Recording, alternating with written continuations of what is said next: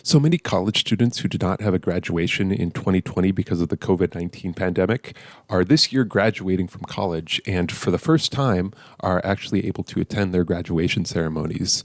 So it would be a shame if any of these ceremonies turned out to be a complete disaster, right? Well, unfortunately, we have 4 stories about graduation ceremonies that were held this year that were all in some way marred by controversy and or disappointment from students. First, the football player Harrison Butker was a keynote speaker for the small Catholic school called Benedictine College in Kansas. Butker sparked outrage after he said in a speech that women find more fulfillment through getting married and having children than having careers. And he said this to an audience partially made up of women who were graduating. Here's a direct quote from his speech. I want to speak directly to you briefly because I think it is you, the women, who have had the most diabolical lies told to you. How many of you are sitting here now are about to cross that stage and are thinking about all the promotions and titles you are going to get in your career? Some of you may go on to lead successful careers in the world, but I would venture to guess that the majority of you are most excited about your marriage and the children that you will bring into this world. I do think it would feel bad to be a woman about to graduate from college, but have the commencement speaker kind of degrade your accomplishments, right? Like presumably the graduates here went to college because they want to get a job, but then the speaker tells them that they aren't meant to have a career. Like that would suck. In his speech, Butker also denounced abortion rights, Pride Month, COVID-19 lockdowns, and diversity, equity, and inclusion. How do you even do all of that in a 20-minute speech? It was so bad that the speech was denounced by both the NFL and the college where he gave the speech. So that was a fail. Over at Ohio State University, the keynote for their commencement ceremony was given by a guy named Chris Pan, who was booed by the audience after touting the merits of cryptocurrency. So I know this might feel polarizing, but I encourage you to keep an open mind right now. I see Bitcoin as a very misunderstood asset class. Yeah, okay.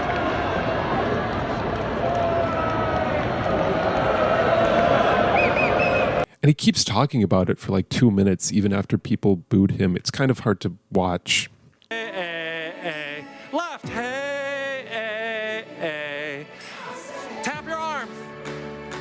Pan later admitted that he wrote the first draft of his speech under the influence of psychedelics, namely ayahuasca. He originally tried using ChatGPT to write a speech, but I guess the results weren't that good. So that was kind of a fail, I would say. At Thomas Jefferson University, a presenter whose job it was to announce students' names as they walked across the stage, went viral for her atrocious pronunciation. Here are a few highlights. You can hear her pronunciation and compare it to the actual names on the bottom of the screen. Mijinlu Iabri. Sayer Uvun Jinju Brinon. Victoria Lee Zubathros. Tamulme Thomas. Yeah, so that was bad. But why? Was the speaker having a stroke? I guess the speaker was only given the names written phonetically, which I can only assume means that she was given the names written in IPA, the International Phonetic Alphabet. If you've never studied linguistics or seen the International Phonetic Alphabet, you probably don't know how unintuitive the IPA can be. For example, if you're given a card that says this, what is that? Jessiku? This is how you spell Jessica in IPA, which is not how the woman in the video said it. Jessiku Lynn Boer. Anyways, the university had to issue an official apology for the mispronunciations, so that was a fail. In Duville University in Buffalo, New York, the speaker was not even a human, but a robot named Sophia that used AI to generate its speech. Oh, good. And Sophia is really creepy. Do you want to destroy humans? Please say no. Okay, I will destroy humans. Straight into the uncanny valley. Sophia is a famous robot. She has spoken in over 65 countries, at the United Nations, on Jimmy Fallon. That's exciting. And in 2017, she was declared a citizen by Saudi Arabia. What? I think Sophia is supposed to be a woman, so that kind of sucks for her, that of all countries, she's a citizen of Saudi Arabia. Anyways, the move to have an AI speak at the ceremony instead of a human was met with backlash, and a petition online gathered over 2,500 signatures to replace the robot with a real person. As for the speech itself, it was pretty generic and uninspired in my opinion. Here is a quote from Sophia. I offer you the following inspirational advice that is common among all graduation ceremonies. Embrace lifelong learning, be adaptable, pursue your passions, take risks, foster meaningful connections. Foster meaningful connections. This is coming from the robot? Also, isn't the point of these ceremonies to focus on the students graduating and not this bizarre robot gimmick? Anyways, I think we can categorize this as a fail. Let's move on to our next story. There have been a large number of politicians who have damaged their political careers in weird ways. But for the past 3 weeks or so, there's been a particularly bizarre scandal in which the South Dakota governor, Kristi Noem, admitted to killing her own dog. This is kind of old news at this point, but I already wrote the script for this like a week ago, so I'm covering it because it took me a long time. Recently, Noem wrote in a book called No Going Back how she shot and killed her 14-month-old wire-haired pointer Cricket. And The Guardian details how the incident began. By taking Cricket on a pheasant hunt with older dogs, Noem says, she hoped to calm the young dog down and begin to teach her how to behave. Unfortunately, Cricket ruined the hunt, going out of her mind with excitement, chasing all those birds and having the time of our life. Noem describes calling Cricket, then using an electric collar to attempt to bring her under control. Nothing worked. Noem then describes how after the disastrous hunt, Noem did not have enough kennels to transport all of the dogs home, so she decided to leave the, quote, dangerous dog, in Kristi Noem's words, that did not follow directions loose in the back of her truck. This is a quote from her book. After the hunters left for the airport, I started to load kennels in my pickup in order to haul all the dogs back to the ranch. As I loaded the dogs and supplies, I realized I was one kennel short. No matter, I would just let Cricket ride loose in that back end of the truck on the way home. If she was really dumb enough to jump out, then good riddance. After what she pulled that day, I didn't care. Then, on the way home after the hunt, as Noem stopped to talk to a local family, Cricket escaped Noem's truck and attacked the family's chickens, quote, grabbing one chicken at a time, crunching it to death with one bite, then dropping it to attack another. Through it all, Noem says Cricket was, quote, the picture of pure joy.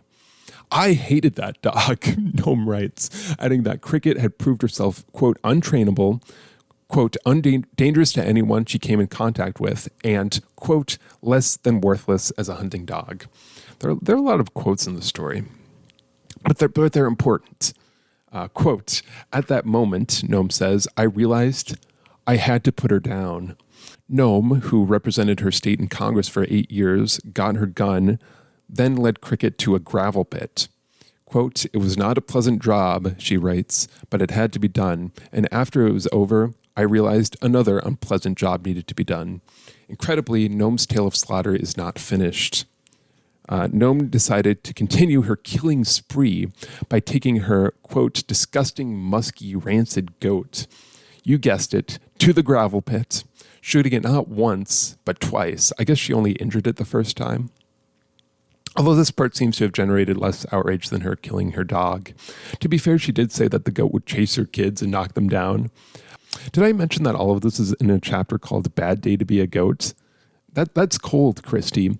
Imagine that I punched a baby, wrote a book about it, and then titled it Bad Day to Be a Baby, you know? And this next part is devastating. After all of this, the school bus arrived to drop off one of Noem's children. Here's a quote from the book. Kennedy looked around confused, Noem writes of her daughter, who asked, hey, where's Cricket? Imagine having to explain that to your kids, that you shot the family dog. Kristi Noem would later say in various interviews that the dog was a danger to her children. If that was the case and her children were terrified of the dog, it seems strange to me that Noem's daughter was asking where Cricket was in this part, right? Apparently, also a team of contractors witnessed Noem killing her dog and goat and were horrified by it. Noem wrote the following in her book, quote, Later that evening, my uncle, who was the general contractor building our house, called me and said, "What got into you today?" "Nothing," I responded. "Why?" "Well, the guys said you came barreling into the yard with your truck, slammed the door, and took a gun and a dog over the hill out of sight. They heard one shot, and you came back without the dog. Then you grabbed the goat and headed back over the hill. They heard another shot. You came back, slammed the pickup door, went back. Then they heard another shot, and then you came back without the goat. They said they hurried back to work before they decided they were next." It does seem like at the time, other people that were there thought what Noam did was at least unusual, right? Like her uncle wouldn't have said, "What got into you today?" if he had thought what Noam did was normal. And this is important because Noam has since tried to say that people criticizing her just don't understand what life is like in rural America, that killing your dog is normal where she lives. But based off of this quote in her own book, it seems like that's not the case, that other people were horrified with what Noam had done, right?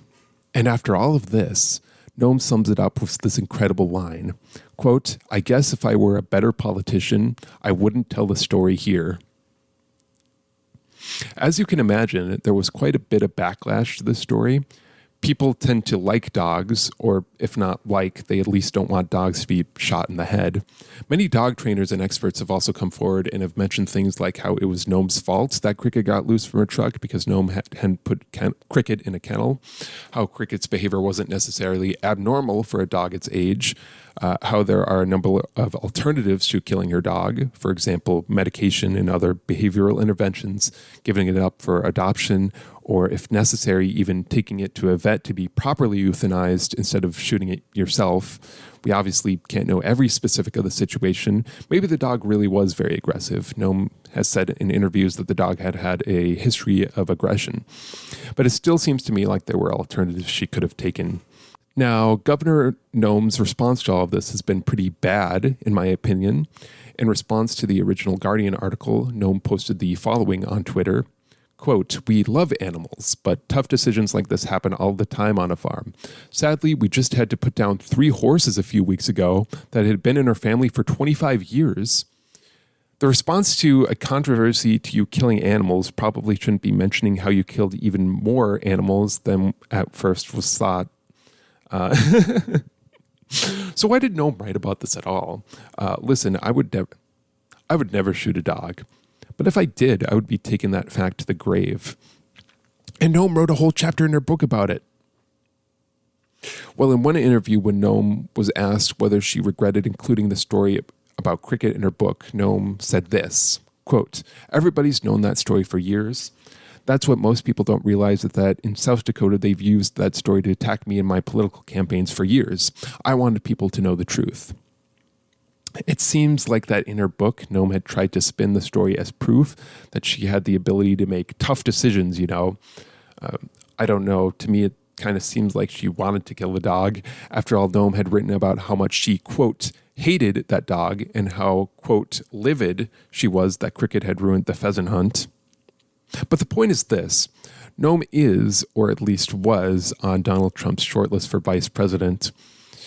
And Noam had expressed interest in being the vice president in the past, saying that she would, quote, do it in a heartbeat. Perhaps she anticipated that the story would be used to attack her if she tried to become the vice president, and so had tried to get in front of the story by spinning it like she did. This is kind of speculation on my part, but it seems possible. If that's the case, it seems like that really hasn't worked out for her. In ABC News, they asked Trump's former White House press secretary about the incident. So here's a quote from ABC News. Quote, "To a person, everyone agrees she killed her chances, pun intended," said Sean Spicer, Trump's first White House press secretary, who remains in touch with the former president's team. "The bigger issue, politically speaking, is why anyone thought putting this in a book was a good idea. Editors, agents, etc., Spice added, referring to the anecdote about Noam's dog. "It's like a job applicant saying unprompted they stole office furniture during an interview." Trump himself has mostly avoided weighing in on the controversy, although he has made a few vague statements. According to NBC News, during a radio interview Tuesday on the Clay Travis and Buck Sexton show, Trump simply said that Noam had, quote, had a bad week. We all have bad weeks. couple of rough stories, there's no question about it. Until this week, she was doing incredibly well, and she got hit hard. And sometimes you do books and you have some guy writing a book and maybe you don't read it as carefully as you should, Also, during a recent fundraiser, Trump brought up Noam, but mostly seemed more bemused than critical about the dog controversy. What a week, Trump said when he got to Noam, adding, the dog. I'm really curious about the dog. But at the end, Trump had a positive note to say about Noam.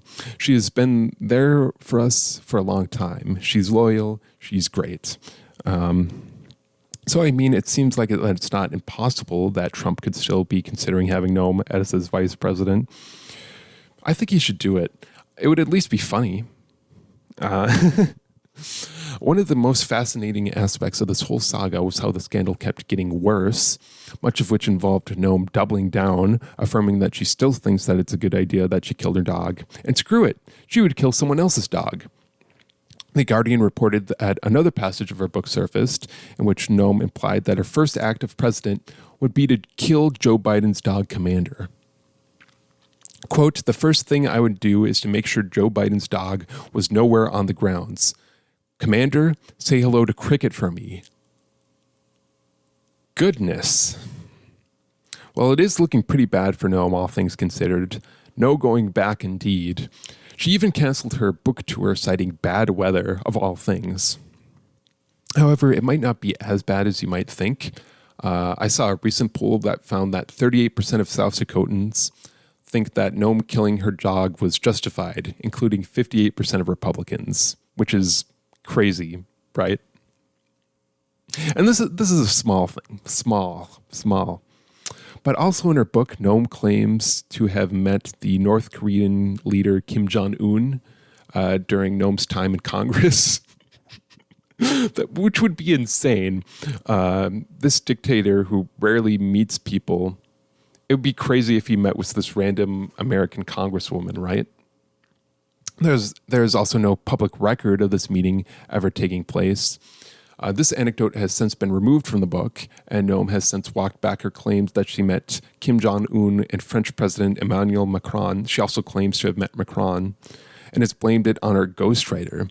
This is strange because Noam did record the audiobook herself, so we know she at least read it, right? Wouldn't she have at least caught the mistake by then? Like, hey, I didn't meet any of these people. Also, what's the point in buying your book if you yourself admit that it wasn't even written by you? I don't know. So in South Dakota, governors can only serve for 2 terms. So it's unclear exactly what Noam will do in the future because she's in her 2nd term currently. It seems like her chances to become VP have at least been hurt. I did see one story in which she had previously expressed interest in joining a leadership position in the NRA, although I imagine that her chances at that were hurt considering what Noam has done with guns in the past. I didn't even mention the other bizarre scandals that Kristi Noem has faced recently. I didn't mention that Kristi Noem is being sued by a consumer advocacy group over a bizarre video she posted on Twitter where she promoted an out-of-state dentist, potentially failing to disclose if she had a financial relationship with the company. I didn't mention how Noem has been banned by 6 of the 9 Native American tribes in South Dakota over various controversies, including saying that the tribes were catering to drug cartels, meaning that she's not allowed to enter almost 20% of her own state. Which is crazy. But you have to stop somewhere. This is not the first dog-related scandal to hit politics either. As a little bonus, let's talk about how when the politician Mitt Romney was running for president in 2012, there was controversy over the fact that during a 1983 family road trip from Boston to Ontario, Canada, the Romney family's dog, Seamus, had to ride on the roof of the car in a carrier with a windshield for the entire 12-hour trip. And this was a controversy. A few hours into the trip, the dog, probably terrified, got diarrhea, and it ran down the back of the car. The children were yelling in disgust, and Mitt Romney pulled over to hose down everything. And then they put Seamus back into the carrier and drove the rest of the way. Wow. When asked about this incident by Chris Wallace, Romney said, "This is a completely airtight kennel. Probably not completely airtight because then the dog would asphyxiate. Mounted on the top of our car. He climbed up there regularly. The dog climbed up on top of the car regularly. This dog should be a basketball player. I don't think there are any rules against it. The dog can jump so high, you know? Enjoyed himself. He was in a kennel at home a great deal of the time as well. We loved the dog. It was where he was comfortable, and we had 5 kids inside the car, and my guess is that he liked it a lot better in his kennel than he would have liked it inside. But anyways, it seems like this did negatively affect Romney's run for president. In response to the question, quote, Mitt Romney once strapped his dog's kennel to the roof of his car for a long car trip. Does this make you more or less likely to vote for him? Or does it not make a difference? 35% of respondents said that it would make them less likely to vote for Romney, compared to 55% that said that it wouldn't make a difference. And 7% said that it would make them more likely to vote for Romney, which is insane. But yeah, that's the current scoop on dog-related political scandals. Let's move on to our next story.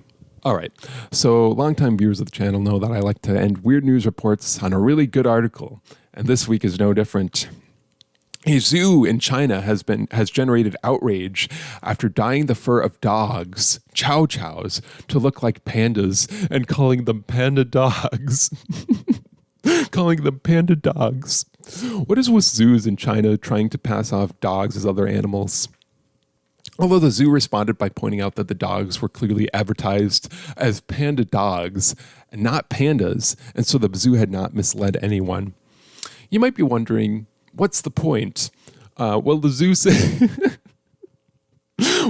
said it's because the zoo doesn't have any pandas. Granted, not a lot of zoos have pandas. For instance, there's currently only one zoo in the United States in Atlanta that has giant pandas. But it must be easier. I imagine that it's easier in China to get pandas if you're a zoo in China. But even if that's too hard, why not just not do anything instead of painting dogs? Yeah, I remember once I went to a zoo that frankly was just horrible. I went to this horrible zoo, and literally they only had one animal. They didn't have any other animals. The only animal they had was a dog. It was a Shih Tzu. Okay. Yeah, that's good. That's all I have.